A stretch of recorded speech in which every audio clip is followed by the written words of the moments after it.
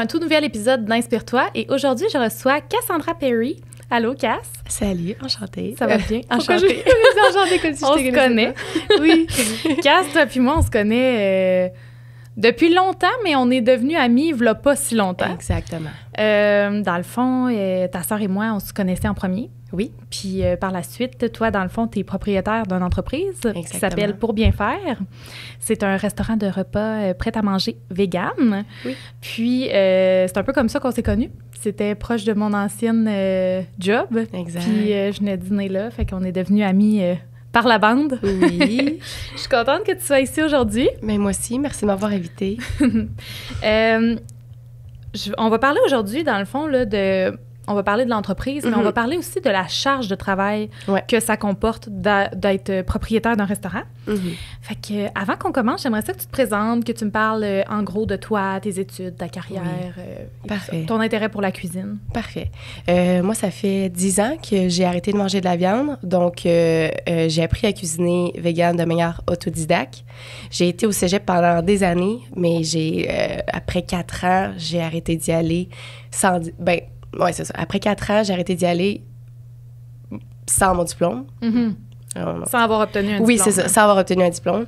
Puis, je savais juste pas dans quoi me caser. Il y avait pas un métier qui m'intéressait assez pour dire, moi, je vais faire ça de toute ma vie ou pendant des années. Je me suis jamais vue comme une personne qui allait faire une chose de sa vie. Okay. Puis, il y a plein de personnes qui le font, puis c'est super que tout le monde trouve sa voie dans une branche, mais moi, je ne l'avais pas trouvé à cette étape-là. Mais ce qui me rendait vraiment le plus heureuse, c'était la cuisine. C'est vraiment là que je me retrouvais le plus. Le soir, quand je me préparais quelque chose à manger, j'ai toujours aimé cuisiner pour mes proches, pour mon conjoint. C'était vraiment ça qui me passionnait. Mais quand j'ai arrêté le cégep, ça n'a pas été décisif pour moi de me dire je vais arrêter le cégep pour me lancer en cuisine. Il y a eu un petit délai. J'ai été serveuse pendant des années. Jusqu'en 2020, quand tout a fermé, j'ai perdu mon emploi. Mais j'ai eu l'occasion de commencer à faire des plats prêts à manger pour des amis qui travaillent en construction. Donc, c'est de là qu'ont parti mes premiers clients. Ça a été des amis proches de moi qui avaient besoin de repas. Fait que c'est là que j'ai parti pour bien faire en 2020 à Montréal. Je cuisinais à domicile et je faisais la livraison partout à Montréal. En 2022, j'ai déménagé à Trois-Rivières. Donc, j'ai pas transféré ma clientèle, mais j'ai essayé de me bâtir une clientèle à Trois-Rivières. J'ai continué à faire les livraisons 2 semaines à Montréal. Puis, je pense que c'est en 2022, oui. Ouais, en 2022.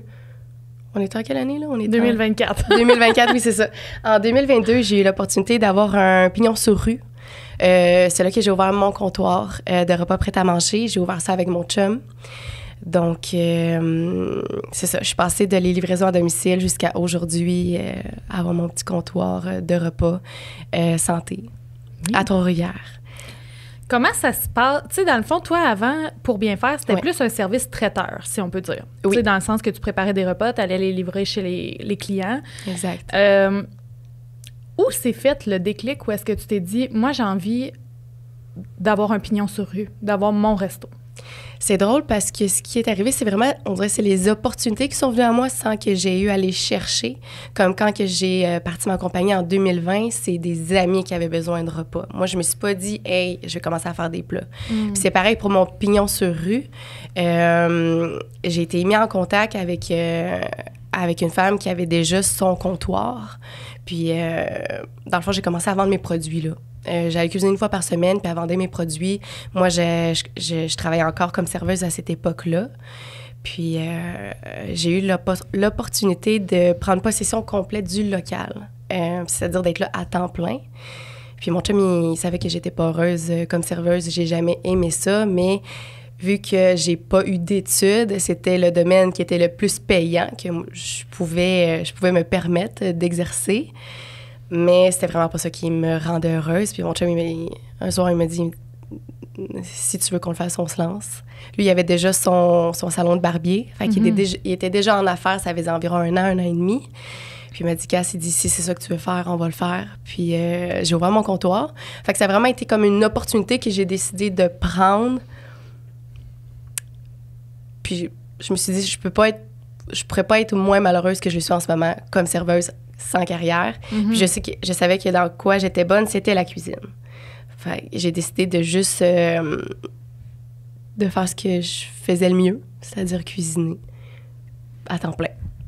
Puis de devenir une entrepreneur officiellement. Ouais. Toi, dans le fond, de ce que je connais de ton chum, il est assez... justement, entrepreneur. Oui, il a vraiment envie, je pense, d'avoir plusieurs business, plusieurs sources différentes de revenus. Exact. C'est sûr, je pense que ça a dû jouer un rôle dans le lancement de ton entreprise. 100%, parce que je ne l'aurais pas fait toute seule. C'est ça, tu te sentais épaulée. Ah oui, écoute, il pourrait en parler, il dit t'es pas la même personne aujourd'hui que celle que tu étais avant d'avoir ton commerce, parce que ça demande beaucoup de risques, ça demande énormément de discipline. Puis ça demande de l'overtime constamment. Ouais. Ça demande énormément de travail et de discipline. Donc, c'est sûr que j'aurais pas pu me lancer dans ça sans lui.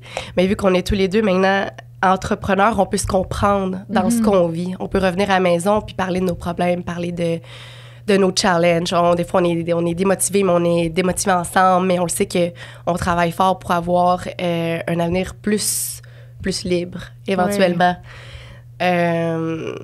Fait que je pense que c'est plus facile pour une personne qui est entrepreneur d'être avec quelqu'un qui l'est aussi, ou du moins d'avoir quelqu'un dans son entourage qui peut l'épauler et comprendre les enjeux qu'on vit, le stress, réalité. La pression, la réalité. Donc, non, c'est ça. C'est sûr que le fait que lui soit déjà parti, moi, ça m'a juste donné un petit coup de pouce pour me lancer, moi aussi, dans cette grande aventure. Oui. Puis, tu sais, pour bien faire, la façon que ça a commencé, tu sais, c'était quand même pendant la pandémie. Ouais.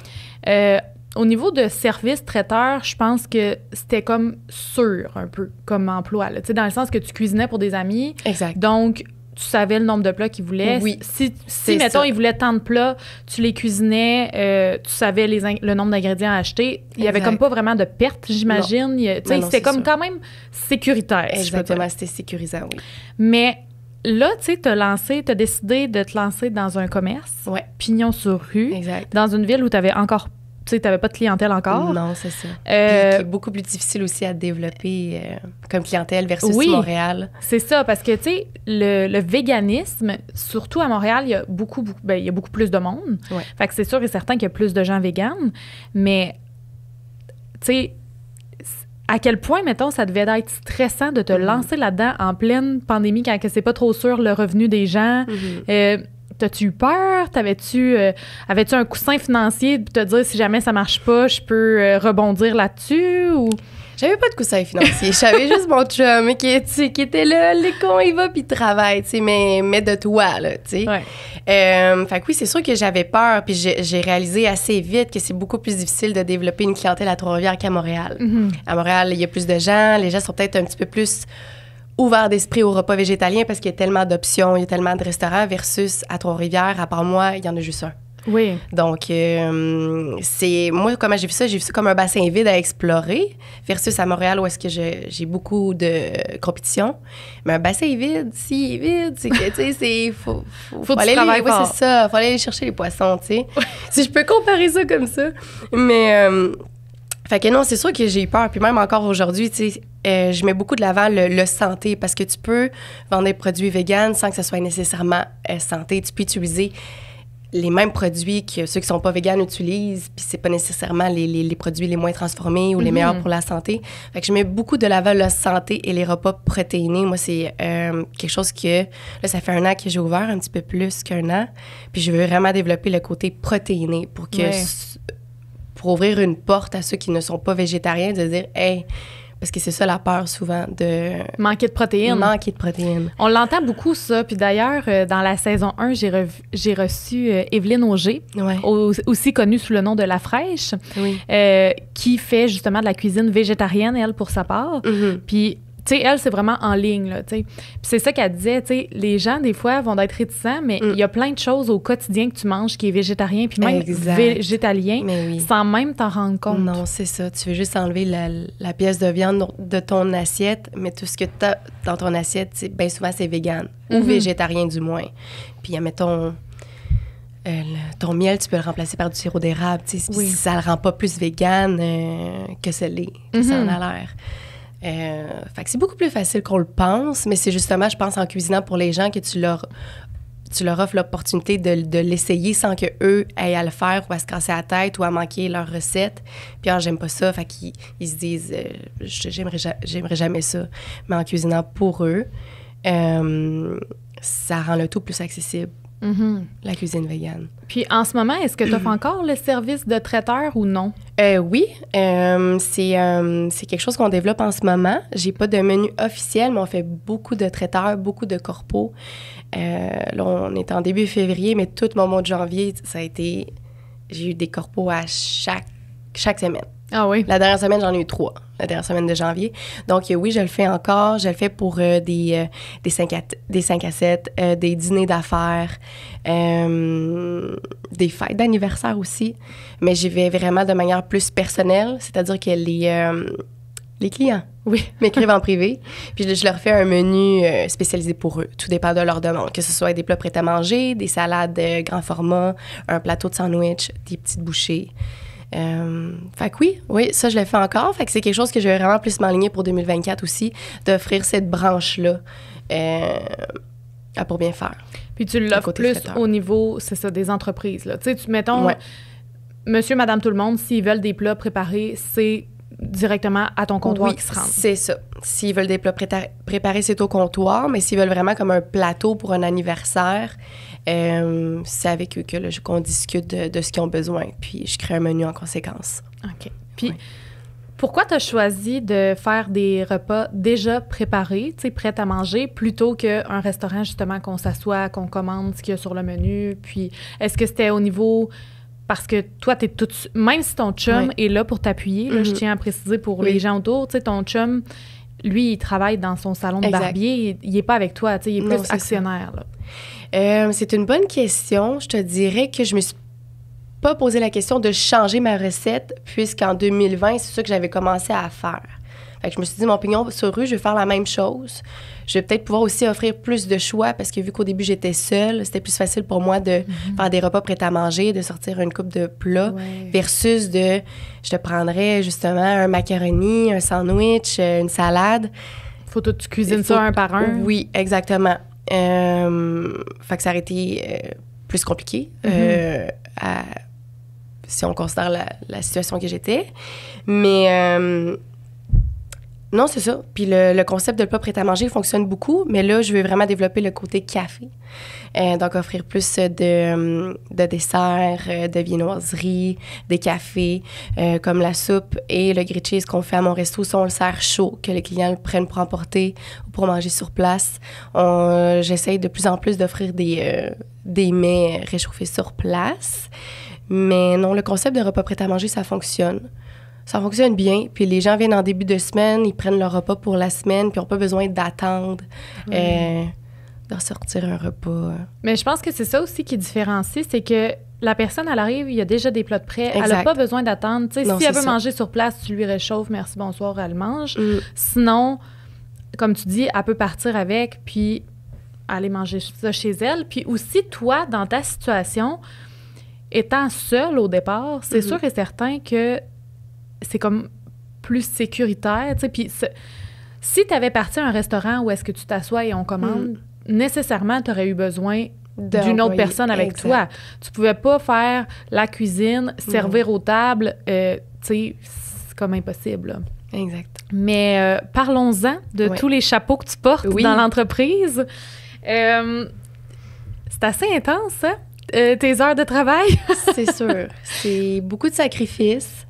C'est beaucoup de discipline, comme que je disais au début, mais ça en vaut la peine. Même s'il y a des journées qui sont difficiles, le soir, quand je me couche, je me dis, je ferais pas autre chose que ça. Fait que c'est énormément de chapeaux, c'est énormément de pression, mais je pense que dans la vie, soit tu vis ta vie ou tu vis de tes peurs. Puis j'ai mieux vivre ma vie avec tout ce que ça implique. Puis je pense que c'est là que les personnes qui réussissent. Pourquoi il y en a qui réussissent pas ou qui se rendent pas jusqu'à là? C'est parce qu'ils s'arrêtent justement à tout ce qu'ils doivent gérer Ouais. C'est beaucoup. C'est pas pour les doux. Ça, je le dis souvent à mon chum, c'est pas pour les doux, mais ça en vaut la peine. Puis ça dépend vraiment de ce que tu veux dans la vie. Il n'y a pas de sous-métier. Tous les métiers qui existent en ce moment, on en a tous besoin, puis on ne pourrait pas fonctionner si on n'avait pas d'infirmière, si on n'avait pas de pompier. Je pense que tout le monde trouve sa voie. Ils font ce qu'ils font le mieux. Moi, ce que je fais le mieux, c'est cuisiner, puis puis je me vois pas non plus travailler pour quelqu'un. J'ai réfléchi à ça en m'en venant. Pourquoi je me suis jamais vue dans un métier accomplir un travail? On dirait que mon éventail est trop large pour que je me dise « OK, je vais faire que ça de ma vie. » Mettons, si on voit ça comme un arbre, moi, je suis le tronc d'arbre. Puis mon comptoir, pour bien faire, c'est une branche à mon arbre. Mais je sais qu'avec mes capacités, ce que je peux faire, c'est peut-être un livre de recettes ou développer un produit ou m'associer avec d'autres entreprises qui sont dans le domaine de la santé, de l'alimentation. Fait que je pourrais jamais me tanner. Je me vois pas travailler à mon comptoir toute ma vie. En ce moment, c'est ce qui me rapporte. Donc, je mets toute mon énergie là-dedans. Mais mon but, c'est de développer d'autres branches à mon arbre. C'est sûr qu'à un moment donné, c'est ça. C'est que ça te permet d'avoir une certaine latitude de choses que tu peux faire, puis de pas te limiter. C'est quoi les plus gros défis que tu as eu en tant qu'entrepreneur? Les plus gros défis, je te dirais que je pense que c'est la force mentale malgré ton stress, malgré les mauvaises semaines, les mauvaises journées qu'on peut avoir, parce que c'est sûr qu'il va y avoir beaucoup de up and down. Puis même aujourd'hui, je pense que les entreprises qui réussissent, ils ont des up and down. Puis même s'il y a une entreprise qui gagne des milliers, il va y avoir une semaine un peu moins payante, ça va être stressant. Donc c'est ça, c'est juste de garder la tête froide, puis de me lever à chaque matin, même si je suis épuisée, même si j'ai fait un 16 heures, puis que je sais que le lendemain matin, il faut que j'ouvre mon commerce à 11 heures, il faut que je me lève. J'ai pas le choix de le faire, tu sais. Aujourd'hui, est-ce que tu as des employés? Oui. J'ai une employée? J'ai une employée, puis il y a ma sœur aussi maintenant qui est embarquée dans l'entreprise. Donc, c'est sûr que ça m'allège beaucoup, puis elle va m'aider à développer aussi le côté traiteur. OK. Pendant longtemps, j'ai pensé que j'étais capable de tout faire toute seule. J'avais pas envie de demander de l'aide par peur de déranger parce que je veux pas mettre les gens dans une position de devoir me dire non. C'est pas que j'ai pas envie de me faire dire non, c'est que j'ai pas envie de les mettre dans une position de me dire non. Puis je sais que tout le monde est occupé, tout le monde fait du mieux qu'ils peuvent, mais c'est impossible de réussir si t'as pas de piliers, si t'as pas des gens qui t'aident. Puis ma business a jamais aussi bien été depuis que ma sœur est là. OK. Parce que je sais que je peux déléguer. Puis c'est une personne à qui je fais confiance. C'est ça. Exactement. Puis il y a ma mère qui m'aide aussi beaucoup. Fait que les fois que c'est challengeant, je pense qu'un entrepreneur ou une personne qui réussit ne peut pas réussir s'ils n'ont pas des personnes autour d'elle qui croient en ton projet dans les moments que toi, tu crois pas en ton projet. Parce qu'il va y avoir des moments où est-ce que moi, je peux montrer ce que je veux à ma clientèle, aux personnes qui me suivent, que ça va bien, mais ils verront jamais les mauvais coups. Ils verront pas les moments que ça va mal, mais c'est quand que ça va mal que tu as besoin de minimum une personne autour de toi qui croit à ton projet plus que toi, tu y crois. Parce que tu ne croiras pas tout le temps. Non, c'est sûr. Il va y avoir des fois que tu vas avoir envie d'abandonner. Mais avoir des personnes autour de soi qui croient avant toi, c'est vraiment primordial, selon moi, pour une personne qui est en affaires. Puis, tu sais, là, ta famille t'aide. C'est sûr que c'est des gens en qui tu as confiance, mais ton employé, c'est pas quelqu'un de ta famille, là. Non.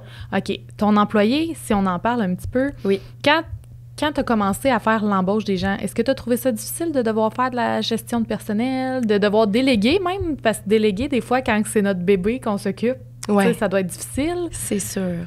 Mais c'est surtout d'apprendre à être un employeur, qui est pour moi qui est difficile. Faut être friendly, mais en même temps, être un employeur. Faut imposer il faut amener nos valeurs à notre employé, il faut comme le former. Fait que c'est sûr que ça peut être difficile au début, mais je te dirais que ça va super bien. J'ai eu des super de bons employés, la communication se fait bien, mais c'est un travail. Oui, autant pour l'employeur que pour l'employé. Pour eux, c'est un nouveau métier, mais nous, c'est une nouvelle personne qu'on fait rentrer, puis qu'on délègue, comme tu dis. Mais ça se passe bien. Tant qu'on communique, tant que... je pense c'est important d'avoir une bonne relation. Mm-hmm. Mais non, ça va super bien. J'ai pas eu de problème avec mes employés. Puis les premières fois que tu as eu à déléguer, ouais. Est-ce que c'était difficile pour toi de dire, OK, mettons cette tâche-là, maintenant, je vais la faire par quelqu'un d'autre, que ce soit un membre de ta famille ou ton employé? Parce que, tu sais, si ça m'allège ça, je vais pouvoir me concentrer sur autre chose. Mais trouvais-tu ça quand même difficile de dire, hey, ça va-tu être fait comme je veux? Ou t'as lâché prise là-dessus puis tu t'es dit, garde, je leur fais confiance, ils vont le faire? C'est sûr que le moment où est-ce que tu leur fais confiance, tu les décides de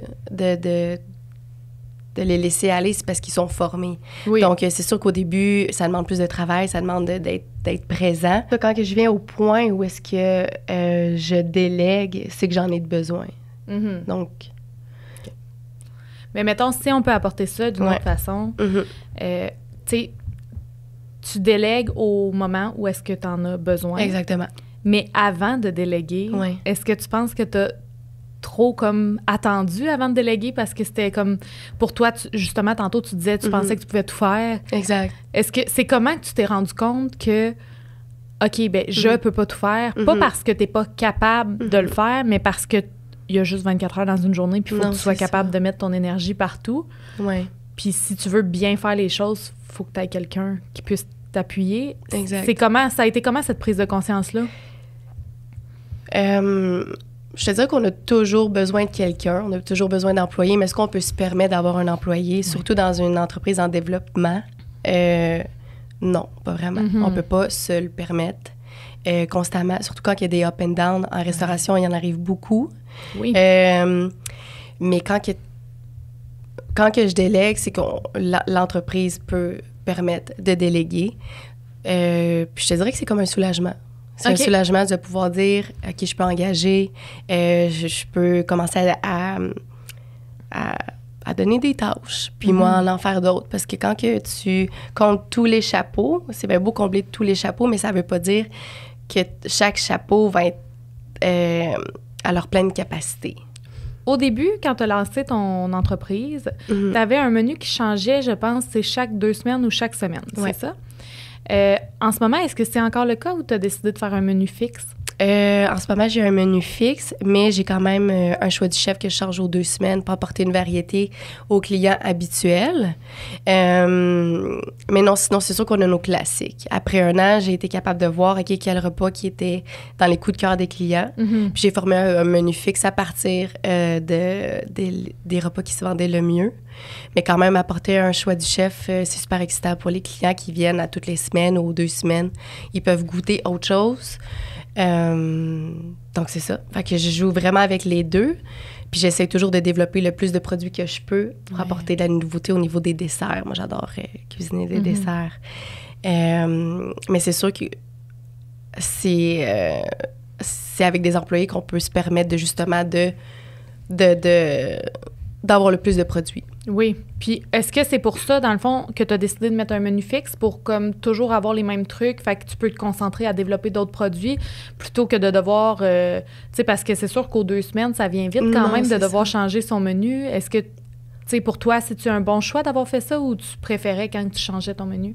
C'est sûr qu'au niveau du roulement, c'est là que ça va impacter le plus parce que changer, mettons que j'aurais pas de menu fixe, mais ça serait changer les aliments à chaque 2 semaines. Mais des fois, ça se peut que j'ai pas passé tous les aliments que j'avais achetés pour ce menu-là.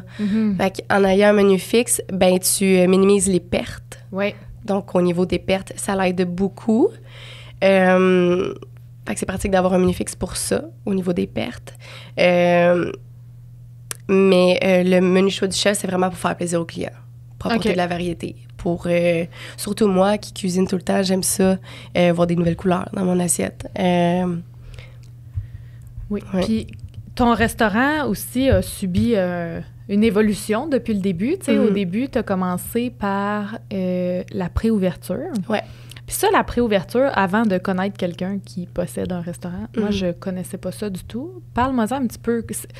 C'est quoi au juste une préouverture de restaurant versus comme une ouverture officielle? Puis qu'est-ce que ça peut t'apporter de faire ça? Une préouverture, c'est justement quand tu testes ton menu. OK. Tu prends beaucoup les commentaires des clients. Tu testes tes produits, voir lequel qui se vend le mieux, lequel que tu ne pourras pas mettre sur ton menu. Puis ça te permet de justement d'apporter des changements à ton entreprise, même au niveau de l'horaire. Comme au début, mon horaire n'était pas la même qu'aujourd'hui. Tu essaies toutes les journées, tu vois lesquels qui fonctionnent le plus, lesquels où est-ce qu'il y a le plus d'achalandage. Puis la préouverture, bien, ce que ça donne comme signaux aux clients, c'est qu'il va y avoir des changements. Puis quand tu es en ouverture officielle, c'est que ton horaire est stable, ton menu est stable. Donc, c'est ça. C'est juste, ça permet aux clients de savoir un peu... Qu'est-ce qu'il va y avoir dans le restaurant, mais dans le fond, tu sais, il y a possibilité d'avoir des changements. Là. Oui, c'est ça, exactement. Puis, en ce moment, là, tu es en ouverture officielle. Dans le fond, tu es ouverte officiellement. Il n'y a plus de changement qui se fait vraiment. Exact. Mais y a-tu quand même, tu sais, oui, tu ajoutes des produits, mais y a-tu des changements autres? Tu sais, est-ce que, mettons, tu collabores avec des compagnies? Est-ce que, tu sais, as-tu décidé, mettons, de vendre des produits en collaboration avec des gens ou... Vendre des produits en collaboration, pas encore, mais là, ce qu'on veut faire, justement, avec ma soeur, c'est aller chercher d'autres points de vente dans d'autres cafés ou... d'autres emplacements qui n'offrent pas nécessairement des repas prêts à manger. On veut vraiment développer ce côté-là de d'autres points de vente parce que nous, on est dans le bas du Cap. Puis la majorité de notre clientèle vient de Trois-Rivières-Ouest.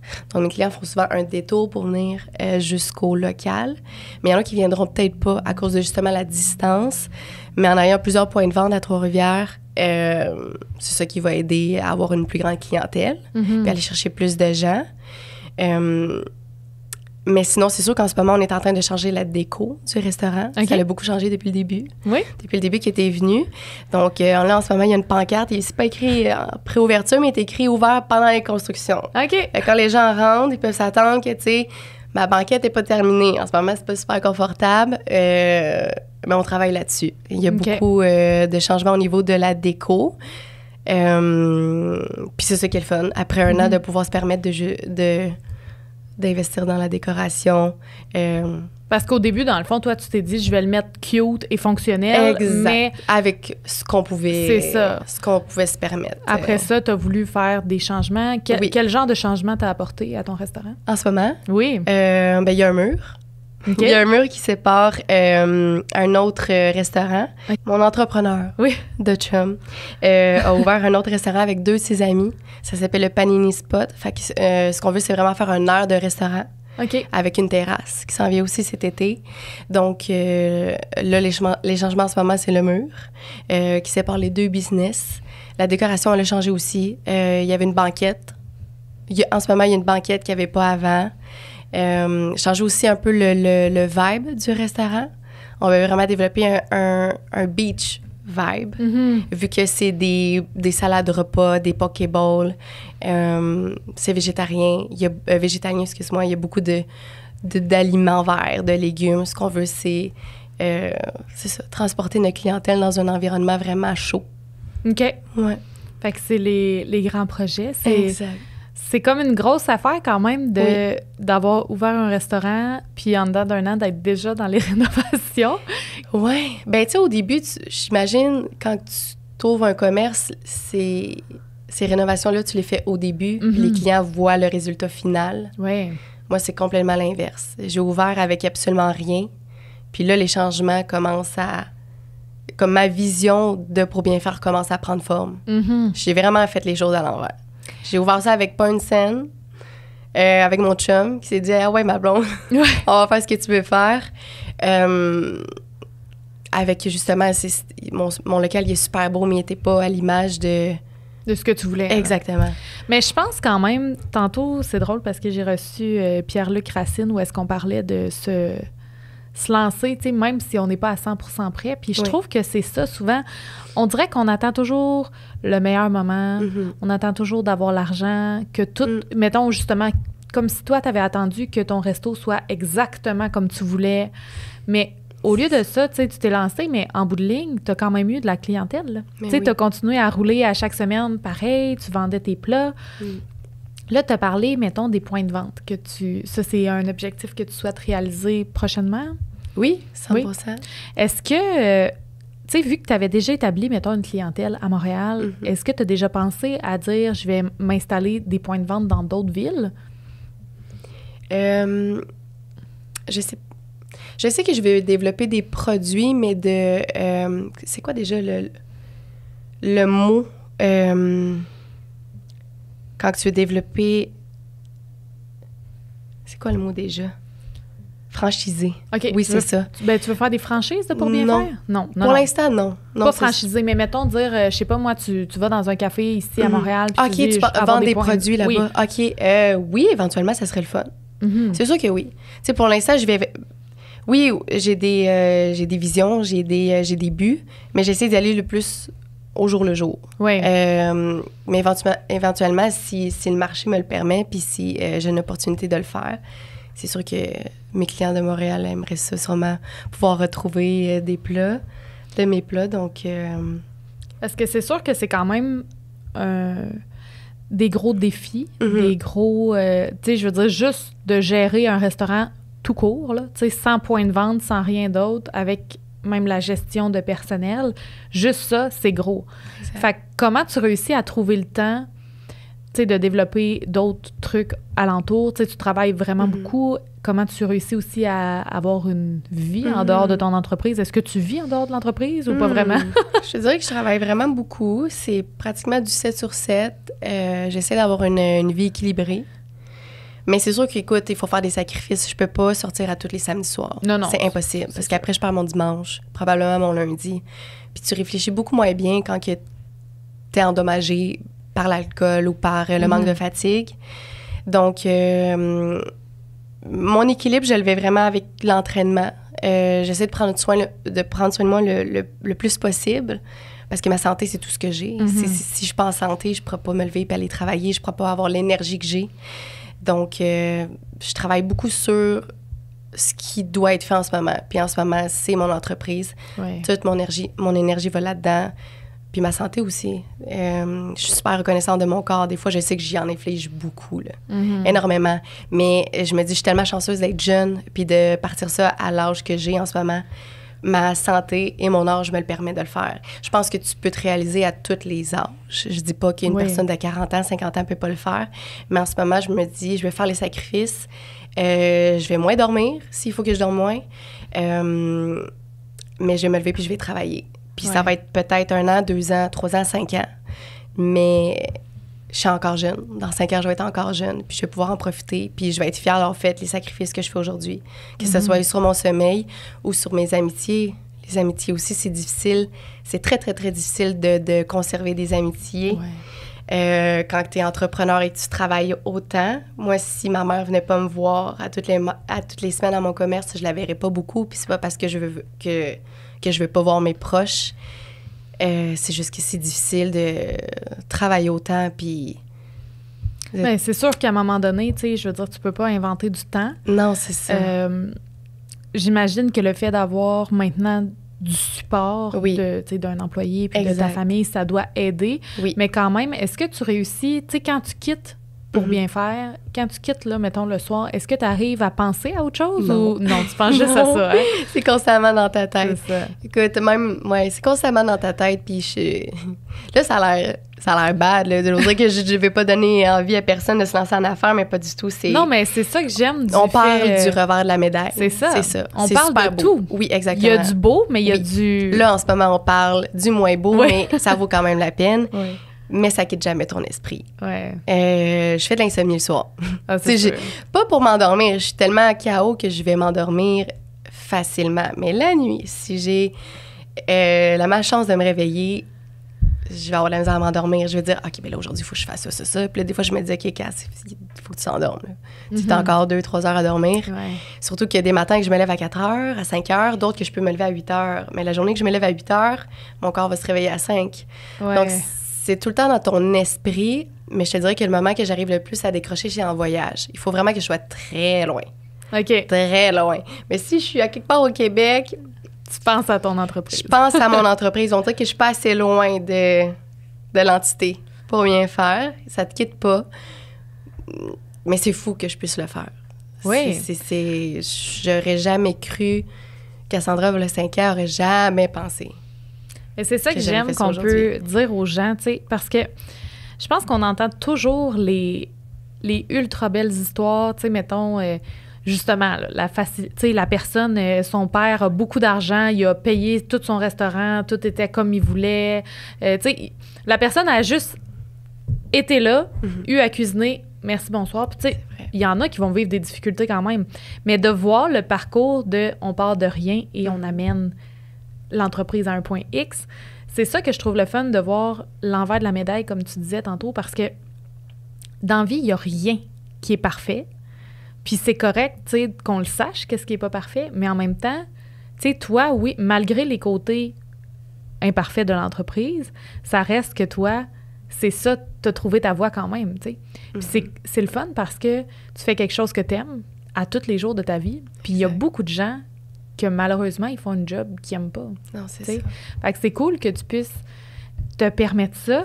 Tu utilises beaucoup les médias sociaux pour faire ta publicité, puis échanger avec les clients. Oui.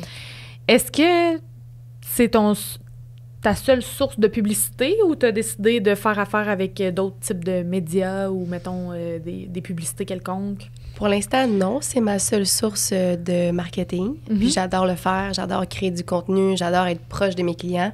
Ma confiance, j'ai gagné beaucoup de confiance depuis que j'ai ouvert mon restaurant. Peut-être parce que je sais que je dois représenter mon commerce. Vu que je suis la seule qui est dans l'entreprise, bien, quand j'ai ouvert, je dois représenter l'image de Pour bien faire, puis je dois vendre mon entreprise. Mais oui.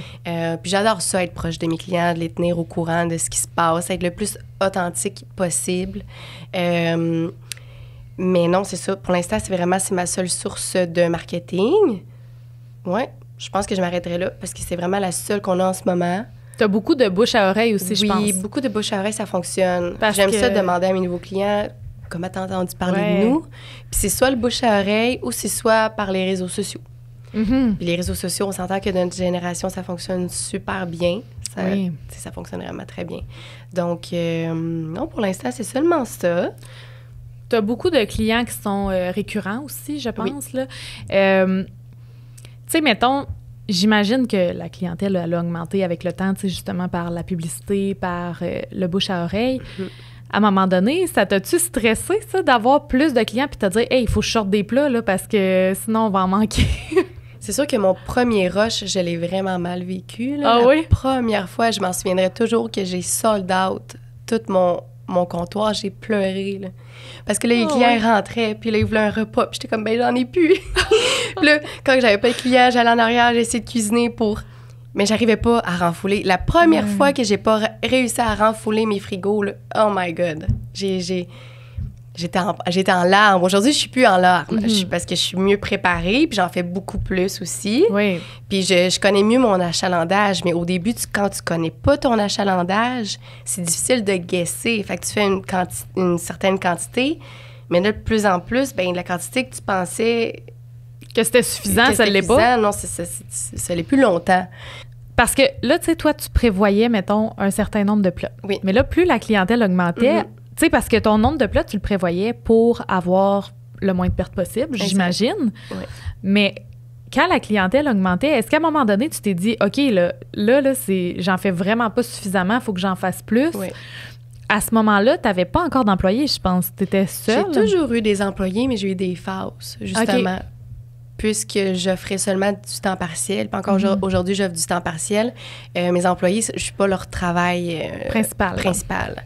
Donc, c'est sûr que j'ai eu des phases avec ou sans employés. Là, en ce moment, j'en ai une. Oui. Donc, puis j'ai ma mère aussi, qui fait aussi beaucoup d'heures.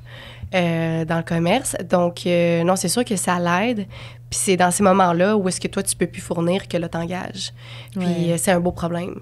Oui. C'est un beau problème. Mais ça n'empêche pas que je vais peut-être faire 12 heures dans ma journée pour... Moi, j'ai comme la pression de me dire, hey, moi, le mardi, là, je veux que tout mon menu soit complet pour que le client qui vienne chercher ses repas, j'ai pas envie de passer à côté d'une vente. Ça va arriver. Mais quand tu es entrepreneur, puis tu le sais que comme tes ventes dépendent de toi, de ce que tu peux donner, tu te mets beaucoup de pression. Surtout aussi avec le contexte économique actuel, le contexte aussi au niveau des employés. Tu sais, c'est difficile en ce moment d'avoir des employés. Tu sais, ils parlent de pénurie de main-d'œuvre partout. Ils parlent de la récession.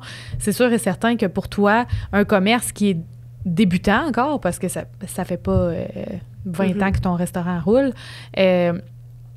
tu sais, c'est sûr que ça rajoute une pression de « faut que mon comptoir soit plein » parce que s'il est vide puis que tu manques des ventes, est-ce que des fois, ça te fait peur? Tu sais, mettons, je sais pas moi, s'il te manque un produit, de dire « hey, le client va... » Tu sais, mettons, il dit « hey, est-ce que je peux avoir telle chose? » Puis finalement, tu l'as pas. Est-ce que des fois, tu te dis « ah, des fois, ça paraît mal? » ou C'est sûr que ça va arriver qu'il manque un produit, mais souvent, je leur dis « ah, ben, je vais en avoir plus tard cet après-midi » ou « je vais en avoir demain. » Souvent, les clients qui viennent puis qui ont quelque chose de précis dans leur tête, c'est des clients réguliers.